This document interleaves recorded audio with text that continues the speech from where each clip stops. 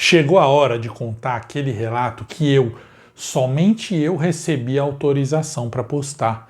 Aquele relato que eu coloquei no grupo de Facebook e que vários canais gravaram sem autorização legal minha ou do relatante. Que feio, né? Bom, de que relato eu tô falando? O famoso, real e assustador relato do tambor. Só que agora há novas informações e tudo isso será contado do jeito certo. Portanto, fica comigo nessa madrugada, porque aqui o terror vai rolar e vai rolar direto. Meu nome é Luciano Milici, bem-vindos a Sete Além.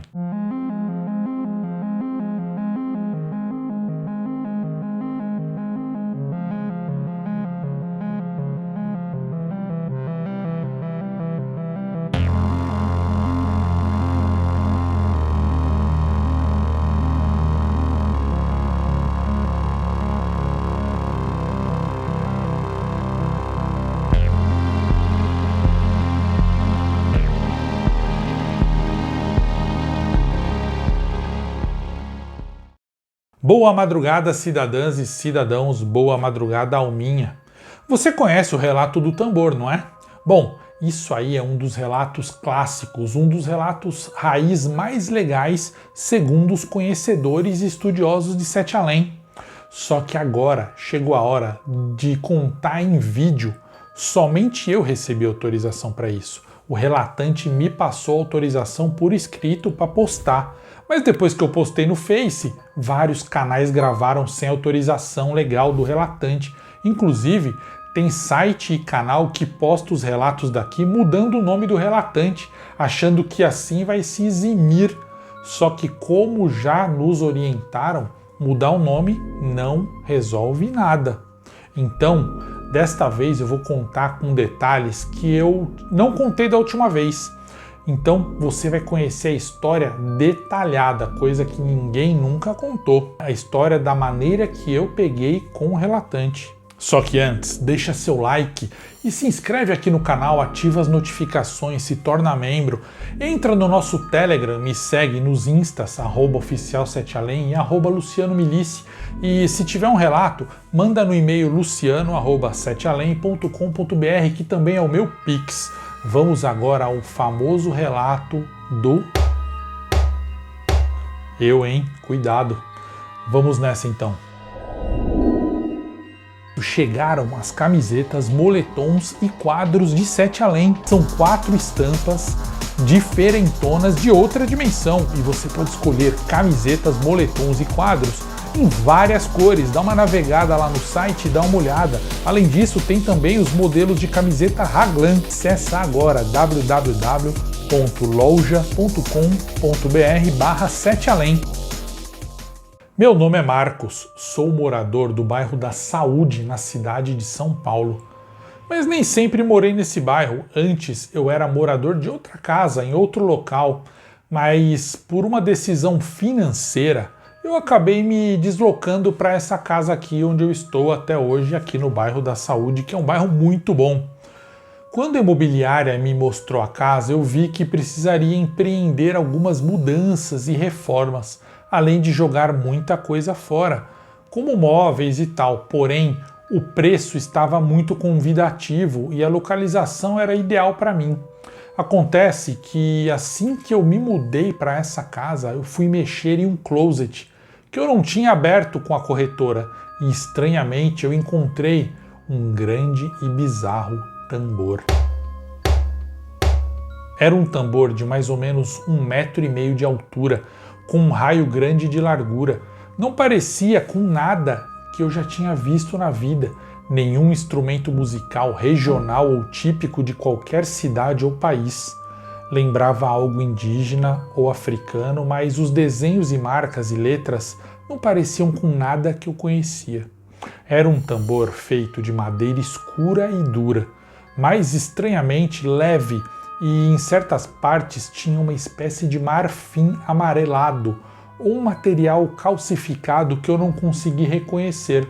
E o couro, em nome de Deus, Luciano, aquele couro parecia com pele de gente, eu juro. Bom, eu jamais tive coragem de mexer naquele instrumento estranho, mas também não joguei fora. Pensei que talvez pudesse vender ou doar, não sei. Aconteceu que na primeira festa que eu dei aqui na minha casa, veio um casal de vizinhos bem mais velhos que eu, aqui do bairro, e me perguntou sobre o tambor. Eles disseram algo assim: Senhor Marcos, o senhor chegou a encontrar um tambor esquisito aqui na casa quando se mudou? O que fez com ele? Eu me espantei com a pergunta e com o fato dos dois saberem do instrumento. Mas claro, eu respondi a verdade, pois eu sempre falo a verdade. Eu respondi assim: olha, eu encontrei sim um tambor. Ele tá lá em cima do closet. Eu nem mexi naquilo. Parece que é velho e que tá aqui há bastante tempo, mas o interessante é que ele não junta pó e nem dá cupim. O casal se olhou e eles pareciam muito felizes e também muito ansiosos. O homem do casal, um senhor já com certa idade, me perguntou: Senhor Marcos, o senhor não bateu nele ou tocou não, né? Eu estranhei a pergunta e não respondi. E a esposa viu que eu fiquei quieto e me perguntou: Senhor Marcos, quanto o senhor quer para nos vender esse tambor? Na hora eu achei engraçado a mulher oferecer dinheiro, porque eu confesso que se ela pedisse para eu dar para ela aquele troço feio, eu daria na hora. Eu respondi que não sabia o quanto ele valia, não sabia quanto queria, porque eu não fazia ideia do valor nenhum de um instrumento musical. O casal estava tão ansioso que ficou me oferecendo dinheiro. Luciano, grana alta, eu nem respondia e eles iam aumentando a oferta, 1.000, 2.000, 5, 7.000. Eu fiquei com certa vergonha da situação, mas como o dinheiro é sempre bem-vindo, eu aceitei a última oferta e disse que eles podiam vir pegar o tambor no dia seguinte e trazer o dinheiro. Ou se eles quisessem, eu poderia levar o tambor até eles. O homem do casal ficou nervoso e falou assim: a gente quer levar o tambor agora, não dá para pegar o tambor agora? Eu respondi que tinha pessoas em casa, que era uma festa e que eles podiam esperar até amanhã. O homem insistiu. Aí eu que fiquei irritado, e aí eu perguntei assim, meio que já para pôr ele na parede. Eu falei: tá, o senhor quer levar agora o tambor? Então me dá o dinheiro agora, tá com o dinheiro aí? 7.000. Eu sabia que eles não estavam com dinheiro. Eles se olharam, riram, respiraram fundo e pediram desculpas pela ansiedade e pressa. Combinamos então de eles virem no dia seguinte. Após a festa, quando todos já tinham ido embora, eu estava arrumando as coisas, limpando, quando eu ouvi a minha campainha tocar. Imaginei que alguém tivesse esquecido alguma coisa, mas ao olhar pelo olho mágico, eu vi um homem desconhecido. Eu perguntei, pela porta mesmo, quem ele era e ele se identificou. Ele falou que ele era filho daquele casal de idosos vizinhos. Ele queria falar comigo sobre os pais dele e era coisa rápida. Eu abri a porta, ele parecia ser uma pessoa honesta. Permiti a entrada daquele estranho e ele disse que ele estava vindo para implorar em nome de Deus para que eu jamais vendesse o tambor aos pais dele. Ele quase ajoelhou na minha frente, Luciano. Eu avaliei que o homem estava bem, ele estava sóbrio e lúcido, só que ele estava realmente preocupado e apavorado. E falando a verdade, na realidade ele estava muito assustado com a ideia dos seus pais pegarem realmente aquele tambor novamente. Obviamente eu quis saber o motivo, peguei uma cerveja para ele e outra para mim, sentamos no sofá e ele me contou o que eu vou contar agora, Luciano. Ele me contou que aquele tambor era um instrumento único, um instrumento fantástico e assustador. Era um tambor ritualístico usado por uma antiga seita estranha de quando a cidade de São Paulo tinha sido inaugurada, ou seja, de uma época bem distante. Essa seita usava o tambor para punir e premiar as crianças. Segundo ele, era algo realmente sobrenatural, assustador e aparentemente difícil de acreditar. Funcionava assim: as crianças boazinhas eram colocadas individualmente debaixo daquele enorme tambor, ou seja, dentro, pois o tambor é oco por dentro e tem um buraco embaixo, como todo tambor. Assim que a criança boa era colocada dentro do tambor, o sacerdote da seita batia no tambor 2 vezes. Segundo as lendas, o tambor era erguido e a criança havia desaparecido. Isso mesmo, após as 2 batidas, as crianças boazinhas sumiam de dentro do tambor. 1 hora depois, a mesma criança retornava pelo mato, E essa criança vinha geralmente toda feliz, dizendo ter visitado um local lindo, incrível, abençoado. Era um local com crianças bonitas, brinquedos estranhos, máquinas flutuantes, guloseimas e animais bizarros, nunca vistos antes. As lendas dizem que essas crianças narravam que as pessoas do local feliz portavam chapas mágicas nas mãos que mostravam imagens e sons esquisitos. Essas pessoas entravam em carruagens e carroças que se mexiam sozinhas pela terra, mar e ar. Todos eram bondosos, amistosos e carinhosos. Geralmente essas crianças ficavam limitadas a brincar dentro de um jardim azulado, até que uma moça muito boazinha e bonita aparecia e levava a criança de volta pelo caminho na floresta. As crianças que passavam por essa experiência boa afirmavam terem passado um dia inteiro nesse local maravilhoso chamado Sete Além. Não importava a hora em que o ritual era feito pela seita e nem o fato da criança só sumir por uma hora. Todas sempre diziam terem passado um dia inteiro em Sete Além e que tudo sempre parecia ser um incrível fim de tarde de verão. Segundo a mesma história, essa seita também usava o mesmo tambor para punir crianças más. O processo era muito parecido com o processo anterior, com a diferença que o sacerdote batia 4 vezes no tambor, no lugar de apenas 2. Da mesma maneira, a criança que estava dentro do instrumento sumia, só que desta vez por 5 horas. Quando retornava por outro lado da floresta, essa criança geralmente voltava completamente assustada e traumatizada. Ela apresentava pelo corpo arranhões, mordidas, faltas de cabelo, sangramento no nariz e permanecia apavorada por meses. Quando conseguiam narrar a sua história, sem chorar depois que o trauma passava, essas crianças penalizadas diziam terem ido parar em uma caverna ou em um pântano escuro, cheio de pessoas histéricas que gritavam muito, pessoas que estavam em profundo sofrimento e dor, só que algumas estavam com grande alegria e felicidade, se divertindo muito no meio daquele local horrível, escuro e apavorante.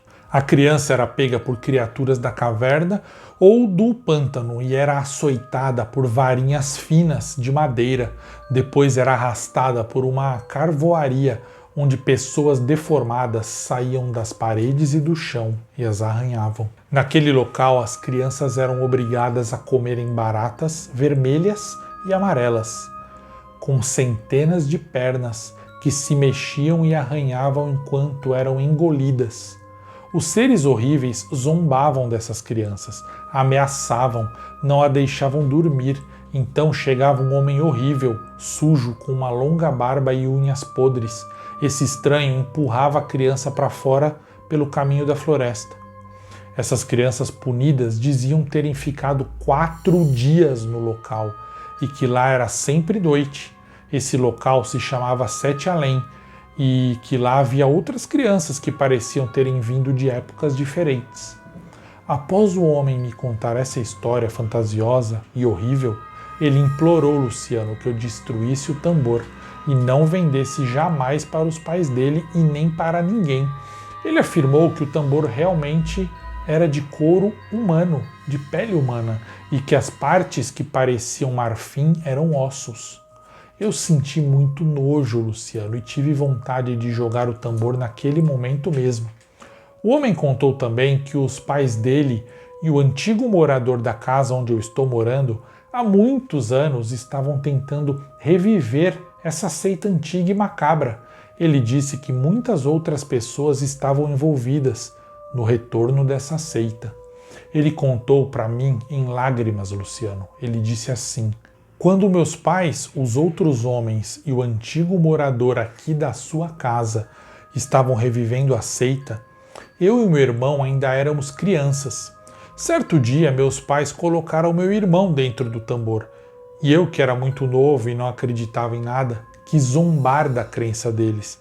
Então, quando eles colocaram meu irmão no tambor, eu corri lá e bati bem forte no tambor. Não 2 e nem 4. Eu bati 7 vezes no tambor com as 2 mãos.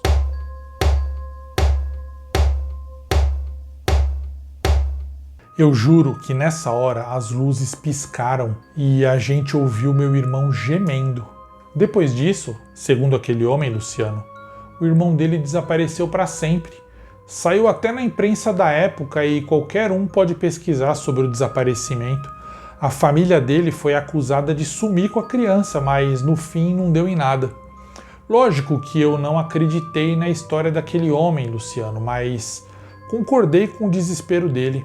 Eu precisava do dinheiro, mas tudo bem, juntos eu e ele destruímos o tambor. E no dia seguinte eu falei para o casal que eu havia deixado cair o instrumento e quebrado. Eles ficaram arrasados e eu acabei mentindo, coisa que eu não faço. Eu nunca esqueci a história triste daquele homem e nem o nome do local que as crianças diziam ir, Sete Além. Sempre contei essa história para todos, inclusive para os meus filhos. Recentemente eles viram matéria sobre você e sobre Sete Além. E eles vieram me mostrar e é por isso que eu aceitei contar essa história para você, Luciano. Bom, o fato é que eu preciso lhe dizer que já identificamos mais 4 tambores desses sendo vendidos aqui no Brasil. Minha filha me passou um dos links do anúncio, mas agora já não funciona mais para comprar. Eu posso dizer que o anúncio citava que aquele era um tambor que servia como portal e que as batidas constantes davam barato a quem ouvia. Até mais, Luciano. E esse foi o relato do tambor, o verdadeiro relato, dessa vez contado em detalhes para vocês e sem as alterações que o povo coloca por aí. Você quer saber mais sobre o tambor? Eu também, mas nunca mais eu consegui o contato do Sr. Marcos. Agora eu penso, se 2 batidas levou a criança para o lado bom de Sete Além, e ao aumentar apenas mais 2 batidas levou para um lugar ruim, o que será que aconteceu com o irmão dele depois das 7 batidas? Se 2 batidas faziam a pessoa ficar 1 hora terrestre e 1 dia em Sete Além, e 4 batidas faziam a pessoa ficar 4 horas terrestres e 5 dias em Sete Além, quanto tempo o irmão desse homem ficaria lá? O quão horrível deve ser esse local? Será que ele retornará? Por onde ele retornará? Será que ele já não retornou? Você quer ouvir o som do tambor? Bom, se você já chegou até aqui no vídeo, eu vou te dizer, você já ouviu. Porque quando eu entrevistei o Marcos, eu gravei em vídeo a entrevista e ele tocou o som do tambor que ele tinha gravado em uma fita cassete para mim. E eu usei esse mesmo som aqui no relato. Eu espero que você não fique com raiva e espero que você não vá acidentalmente para Sete Além, hoje de madrugada, em sonhos. Mas se for, a gente pode se encontrar lá, quem sabe. Bom, deixa agora seu like e se inscreve nesse canal que é o único, o primeiro, o verdadeiro, oficial canal de Sete Além, o canal com mais relatos canônicos e oficiais. Fica comigo nessa madrugada, porque aqui o terror vai rolar e vai rolar direto. Meu nome é Luciano Milici. Nos vemos em Sete Além.